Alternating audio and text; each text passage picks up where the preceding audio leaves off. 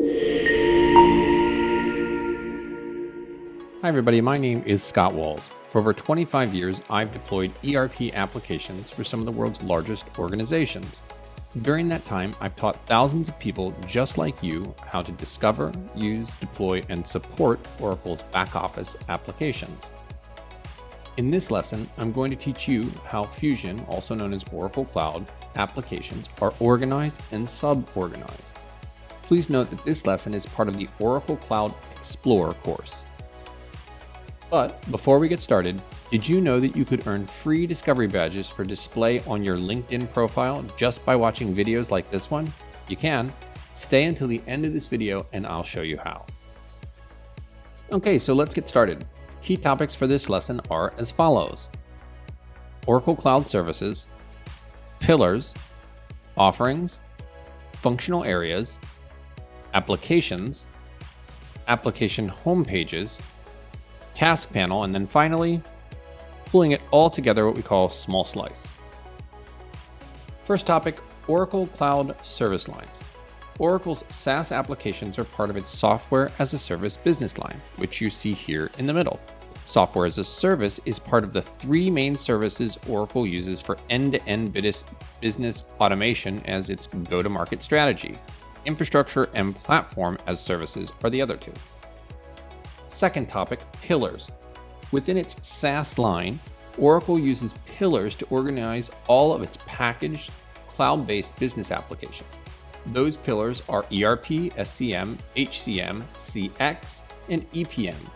The first four contain applications built on a relational database. The last, EPM, on a dimensional database. Third topics, Pillars and their offerings. Within Pillars, Oracle uses offerings to organize around each business area. Offerings are mainly used to help group applications into what they call bundles for ease of selling.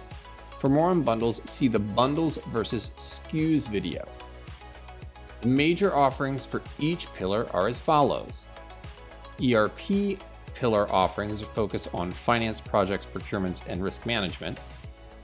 Supply chain or SCM offerings focus on supply chain, manufacturing, product lifecycle, and maintenance. HCM offerings focus on core HR, talent, and workforce. CX or customer experience offerings focus on marketing, sales, CPQ, commerce, and field service. And EPM offerings focus on narrative reporting across all. Fourth topic, functional areas.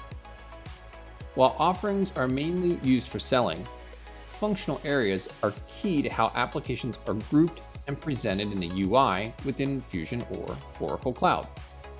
This slide shows the functional areas for the procurement user Calvin Roth. He has access to HR, procurement, risk management, contract management, and the payables functional areas.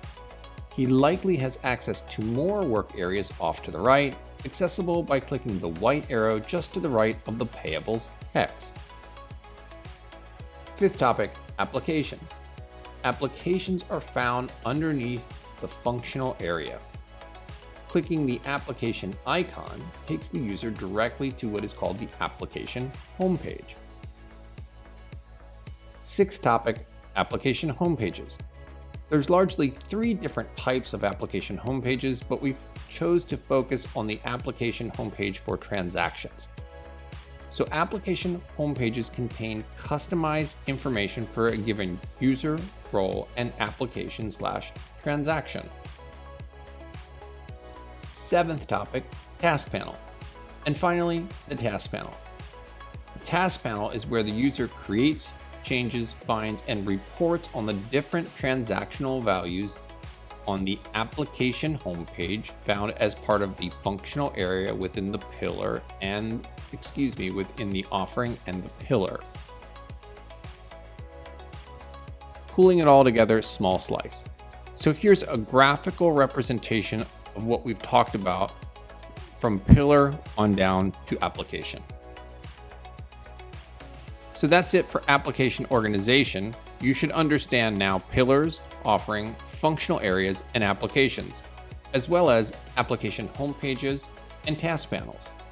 If you don't, go ahead and rewind and rewatch. It's free. If so, then you're done with this lesson and ready to move on to the next.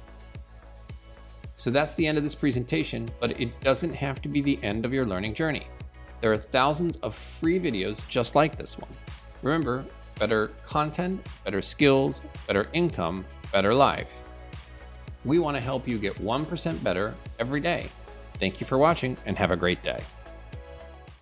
Okay, as promised, here are the 5 steps you can perform today to start earning free badges for your LinkedIn profile. Step 1, navigate to Panameer.com and either sign in or join now. It's free. Step 2, in the upper left, under the Discover menu, select the course that you want to watch and get badged for. Step 3, watch all of the different video lessons in that course. Step 4, when it's complete, send your LinkedIn profile and the course you watched and your user ID to badges@Panameer.com. And then sit back and wait for step 5 when we attach a badge to your LinkedIn profile.